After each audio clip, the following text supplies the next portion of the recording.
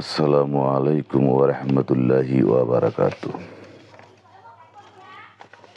ভাইয়েরা, আপনারা বলুন তো, তৎকালীন অর্থাৎ আমাদের নবীর সময় আবু জেহেল, আবু লাহাব, উতবা, সাইবা এরা কি আল্লাহকে বিশ্বাস করত?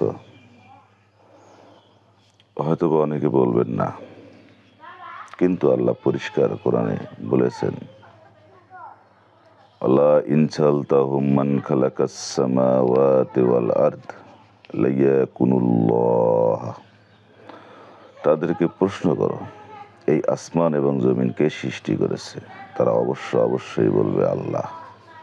এ থেকে বোঝা যায় যে আবু জেহেলেরাও আল্লাহকে বিশ্বাস করত, কিন্তু সমস্যা হলো তারা এক আল্লাহকে বিশ্বাস করত না, সাথে আরও অনেক দেবদেবীকেও তারা তাদের প্রভু কিংবা অন্নদাতা হিসাবে ভাবত। এ কারণেই তাদের বিশ্বাস কাফের বলা হয়, অর্থাৎ তারা এক আল্লাহকে বিশ্বাস করত না। বর্তমান যুগেও আমাদের মধ্যে অনেকে আছেন এক আল্লাহকে আমরা বিশ্বাস করি না। আমরা বিভিন্ন লোকের মতামতের উপর ভিত্তি করে চলি, বিভিন্ন আইন কানুন নিজেরা তৈরি করে তা মেনে চলি, যেটা আল্লাহ তাআলার হুকুমের বাহিরে যায়।